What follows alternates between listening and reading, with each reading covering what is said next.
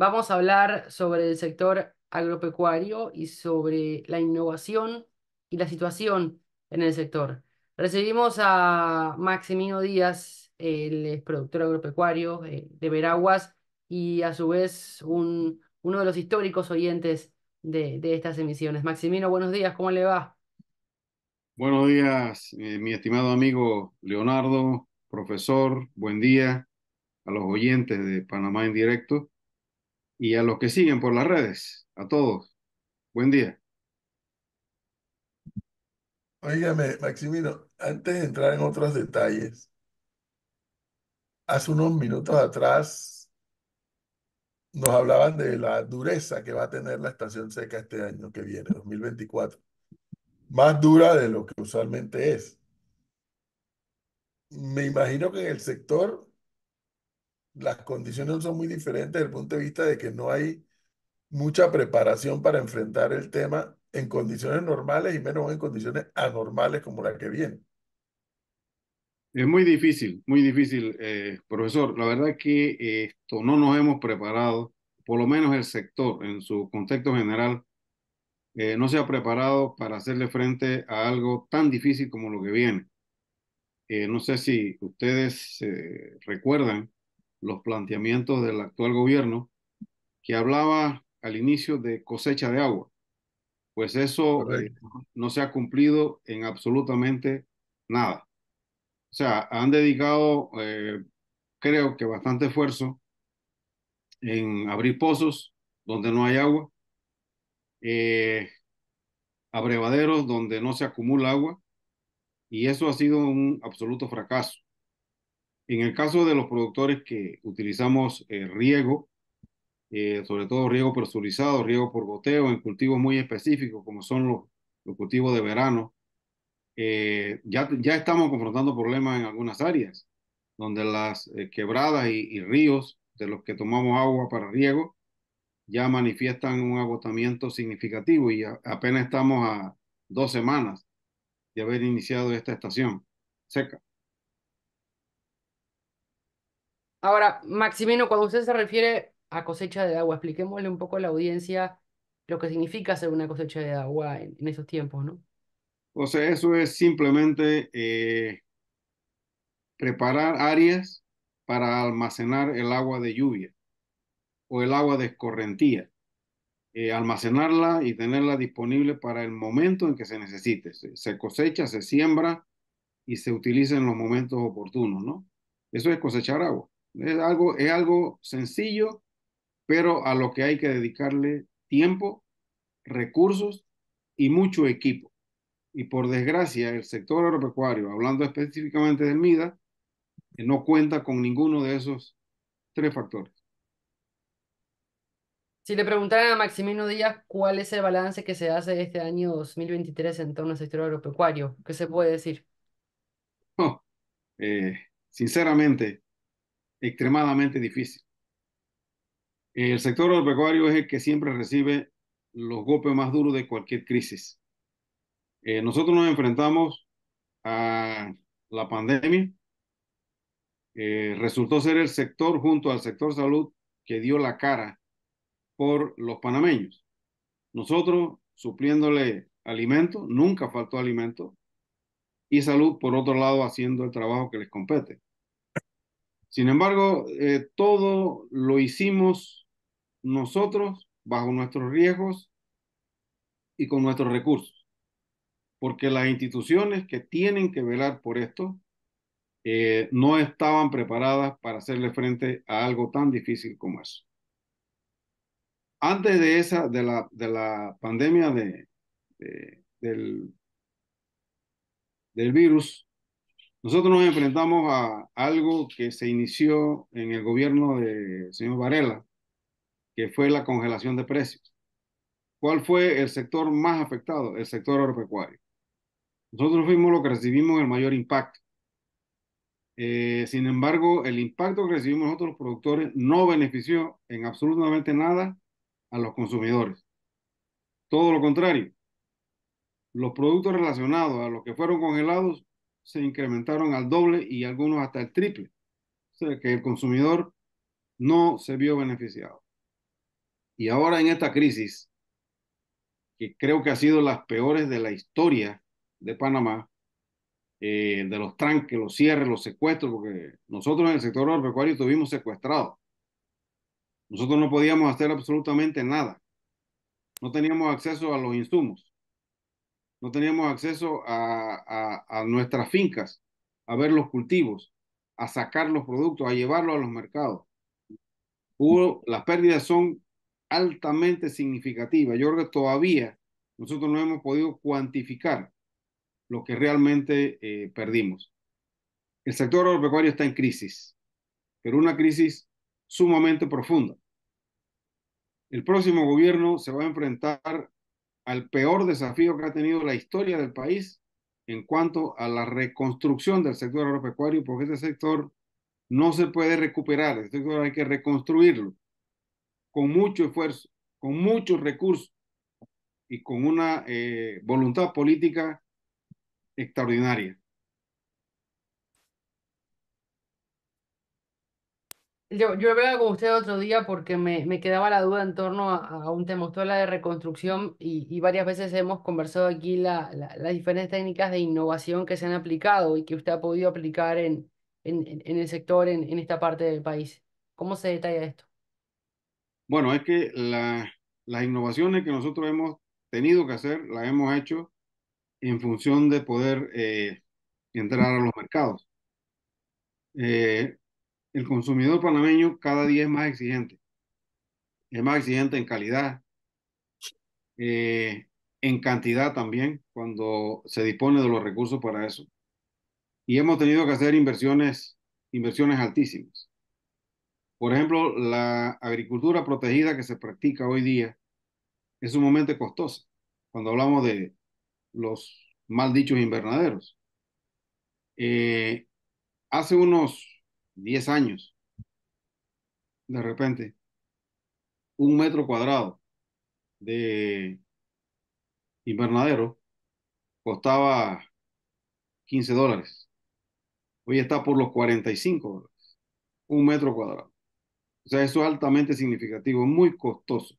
Entonces, la hidroponía, por ejemplo, que es la que se está utilizando mucho para producir unos rubros específicos, como son las hojas, lechuga, fresa, en fin, son rubros muy costosos, pero son también altamente rentables, lo que significa que lo que se invierte en tecnología es perfectamente recuperable. Y en la mayoría de los cultivos tenemos que llegar allá. A mí me preocupa, y antes que el profesor hablaba de las posibilidades de que los cultivos se manejaran con la seguridad de que se va a contar con agua. Por ejemplo, el arroz. El arroz hay que llevarlo a cultivarlo bajo riego. O sea, ya no podemos depender del ruego, que es depender de que Papá Dios nos mande agua y lluvia. Tenemos que tener la seguridad de contar con el agua en el momento que el cultivo lo requiera. Y no solamente el arroz. Todos los cultivos tenemos que llevarlo a esa tecnología. Ahora, solamente, Maximino, para reiterar lo que siempre nos han dicho, si no hay agua, no hay agricultura. Es así, profesor. Es así. Si no hay agua, no hay agricultura. Y no estamos preparados para hacerle frente a esa Así realidad, es. por desgracia, ¿no? Como le decía al principio, ya los ríos se están agotando a estas alturas. O sea, no es solamente el canal el que no tiene agua. Claro, Ya. y es que hay gente que cree efectivamente que la crisis está en torno al canal. Sí, el canal es más visible, claro, lo tenemos ahí y ya nos han dicho que de 36 barcos bajaron a 20 y tanto, que siguen bajando a 18. Sí, eso es real, pero es que pocas veces se habla de esto que estamos hablando aquí ahora mismo. O sea, si no hay agua, no hay agricultura. Es correcto, profesor. Así de sencillo es. Y mire, Azuero, hablamos de Los Santos y Herrera. Ya esas dos provincias son un queso. O sea, están perforados por todos lados. O sea, hay huecos abiertos por todos lados. Supuestamente son pozos de los que van a disponer agua los productores, Sin embargo, eso se ha hecho así, como hablamos en buen panameño, a los hurgapipas.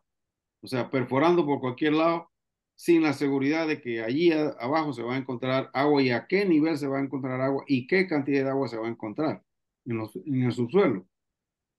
Entonces, no ha habido un análisis técnico científico para determinar las posibilidades de que en un momento determinado se va a contar con agua y que los cultivos van a disponer de ese factor fundamental para poder producir. De lo contrario, no se puede. Por La, eso que hace un momento que Maximino hablaba de la cosecha de agua, que mucha gente pensó que cuando Cortizo lo dijo como candidato, pensaron que se había equivocado. Y no, es una expresión que existe, cosecha de agua. Pero es que para Es cosechar correcto. agua tienes que reservarla, Así es. tienes que hacer los Porque, reservorios. exacto, son He reservorios, oído gente, Maximino, he oído gente del gobierno decir que sí se han hecho algunos reservorios en este gobierno, durante esta administración. pero son los mínimos casos, profesor, y en lugares destinados solamente para abrevaderos para ganado, para ganadería. Pero en el caso de agricultura, no se ha hecho absolutamente nada. Yo estuve hace 2 semanas en Alange y pasé por todos los canales que conducen el agua del sistema de riego Remigio Rojas.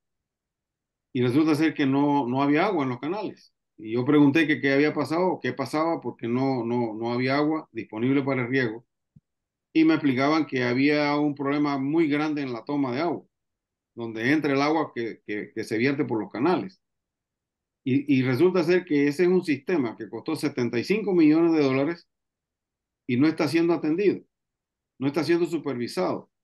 Y los productores de esa área, la mayoría son productores de arroz y cultivos de verano, dependen de ese sistema para poder llevar su cultivo adelante y subsistir.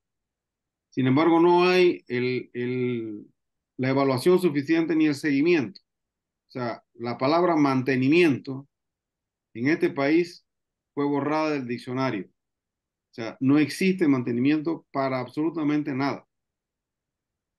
la cadena de frío que se estableció en el interior del país y que sirve a todo el país ha apoyado a los productores a su desarrollo y a la venta de los productos que pueden traer al mercado. Bueno, sí, sí, sobre todo la estructura que está en Volcán, que es la estructura mayor del sistema, apoyado enormemente. Si no hubiera existido eso, ahora en esta crisis, las pérdidas del sector hubieran sido mayores, porque allí pudieron almacenar por buen tiempo buena cantidad de productos los productores de Volcán y de Río Sereno y Cerro Punta, que tan pronto terminó el secuestro, esos productos fluyeron hacia los mercados. Ustedes vieron que el mercado se abasteció rápido, sobre todo el mercado de Panamá, y se abasteció rápido porque se disponía de esos productos en ese lugar. El resto de la cadena, que es un área que está, perdón, una sede que está en Chitré, funciona para esa zona, para esa área solamente. Nosotros estamos en reuniones que hemos hecho productores acá de Veraguas, estamos proponiendo para el próximo gobierno un área aquí en Veraguas, aquí en Santiago, que sirva de acopio central, de manera que de aquí puedan fluir hacia la capital, hacia otros mercados, productos que son autóctonos del área central, sobre todo del área de Veraguas. Estamos hablando, por ejemplo, de cítrico. Ahorita estamos en plena temporada de cítrico. El cítrico aquí en Veraguas se pierde porque se produce tanto que no tienen los productores la capacidad de llevarlos al mercado. Y lo otro es el abuso de los intermediarios. En esta temporada de producción alta de cítricos, sobre todo naranjas, mandarinas, en Santa Fe, por ejemplo, y Chitra, que son los mayores productores, el ciento de naranja lo pagan los intermediarios a 2.50 y el productor tiene que cosecharlos, ensacarlos y entregárselos ya empacados para que lo echen al carro. Sin embargo, ellos acá en el mercado lo venden a $10. O sea, el intermediario se gana 7.50, que el Sí. productor nunca ve semejante cantidad de dinero. Es increíble, ¿eh? Una distorsión radical, ¿no? Horrible, horrible. En Usted, el usted caso, recién, usted recién daba detalles cuando le preguntamos sobre la agricultura en torno a los invernaderos. Y decía que era cara. Lo que no termino de entender, ¿usted se opone a ese tipo de agricultura o busca innovar en la agricultura con la tecnología hacia otra vía más sustentable? no, o sea, no creo que haya alguien que tenga la cabeza sobre los hombros y que piense que se oponga a esa tecnología. Cuando yo hablo de costosa, es que no es cualquier productor con los niveles de financiamiento que existen en el país y los costos del financiamiento que puede accesar a esta tecnología. Pero tenemos que ir hacia allá. O sea, nosotros, por ejemplo, estamos incursionando fuertemente en eso, porque creemos que ese es el futuro de la producción de los rubros que se adaptan a esa tecnología. Si no es por allí, olvidémonos del resto. Pero ¿existe resistencia de parte de algún sector de los productores en torno al desarrollo de este tipo de agricultura? No es resistencia, es la disponibilidad del financiamiento. Por eso que nosotros estamos proponiendo, y le adelanto esto porque yo estoy trabajando con un equipo de profesionales y productores para plantearle a los candidatos que vengan a hablar con nosotros, proponerle lo que tiene que convertirse el Banco de Desarrollo Agropecuario. El BDA hoy supuestamente es un banco de segundo piso. Sin embargo, no es ni de segundo ni es banco de fomento. Es un banco que es muy influido por la política. O sea, el que no llega al banco con una banderita del partido que está gobernando no tiene acceso a un financiamiento.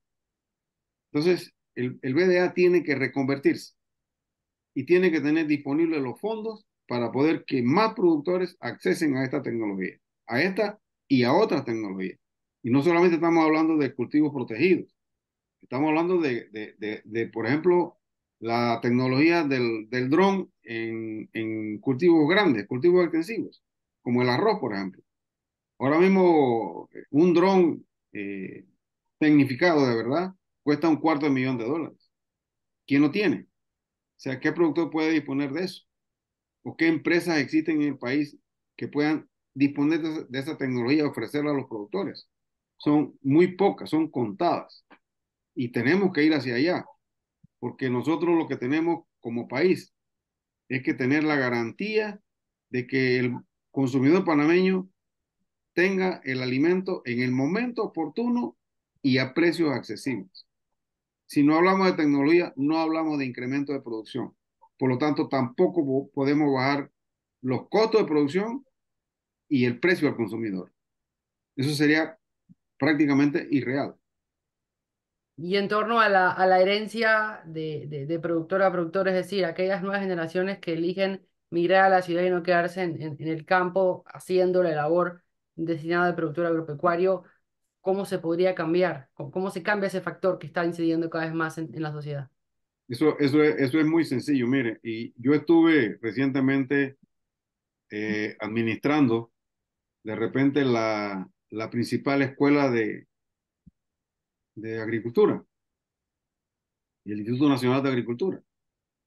Eh, y los padres de familia que se acercaban a hablar conmigo me decían que lo que se dispone en esa escuela y en todos los IPTs agropecuarios es muchísimo, pero muchísimo inferior a lo que ellos tienen en su finca.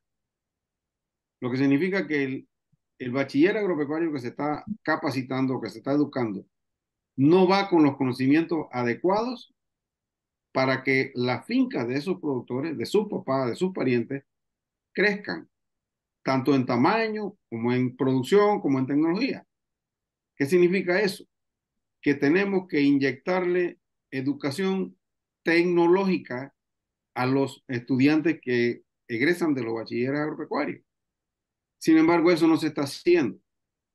Y cuando yo escucho, y ustedes me disculpan si les cambio un poquito, pero tiene relación con la pregunta suya, Leo, es que yo le preguntaría al Ministerio de Educación. O sea, ¿en qué se gasta? Porque yo no utilizaría la palabra invierte, porque invertir es una cosa y gastar es otra cosa. Y lo que sí sabe el gobierno es gastar, no invertir. ¿En qué se gasta el dinero que se le destina al Ministerio de Educación? La educación agropecuaria cuenta con un fondo, que es el Fondo Agropecuario. Y yo asistí a una reunión donde la persona que estaba encargada de este fondo decía que habían disponibles 17 millones de dólares para invertir en los IPTs. O sea, ¿por qué ese dinero acumulado, no gastado, por qué está allí? Cuando tiene que estar invertido en proyectos que le produzcan los escenarios didácticos técnicos a los estudiantes.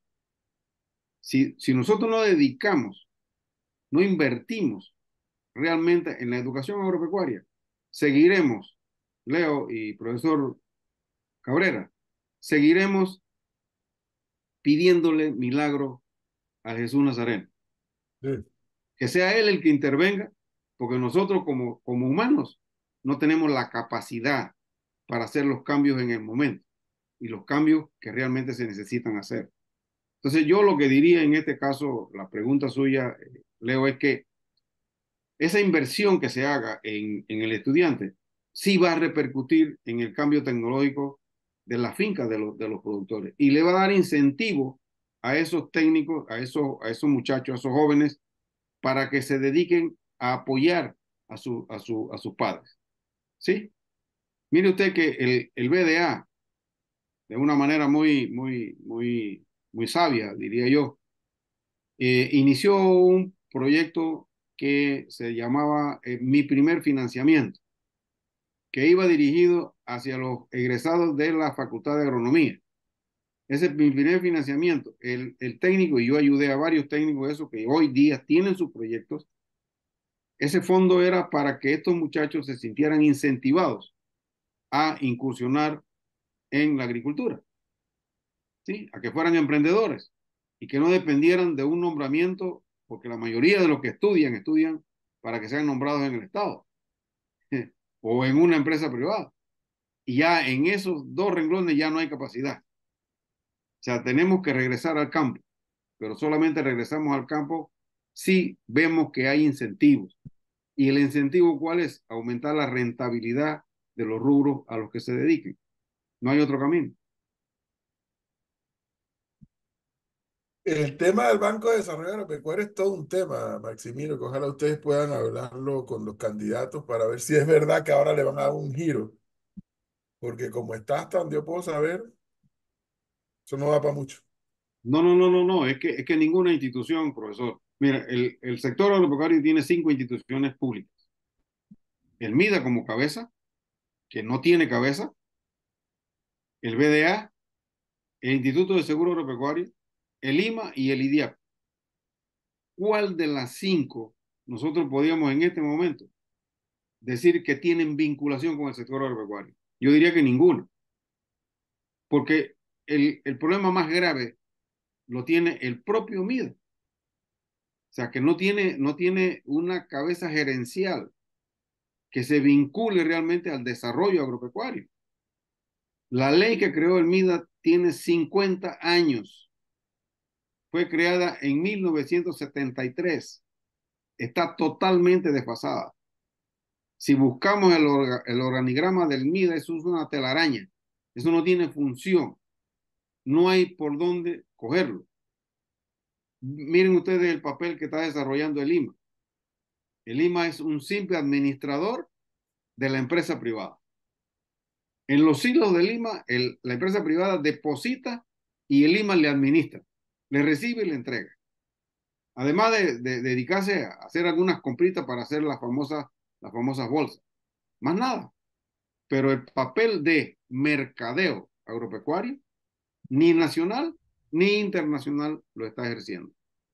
Maximino Díaz, muy agradecemos por habernos acompañado esta mañana y poder habernos brindado este tiempo para poder entender un poco más cuál es la situación del sector agropecuario y qué se podría hacer para poder llevar esos cambios que el sector y el país necesitan. Con mucho gusto, Leo, y ha sido un placer. Y que tengan ustedes una feliz Navidad y que el 2024, Leo y profesor y amigos oyentes de Panamá en directo, sea un año diferente a este. Que no tengamos las crisis que hemos tenido en este 2023, que el país fluya como el agua fluye por el río, que tengamos un mayor acercamiento entre panameños, que nos entendamos y que despongamos las diferencias que puedan existir, sobre todo las diferencias de índole político y lo otro, la famosa divergencia social, ¿no? Así que muchas gracias.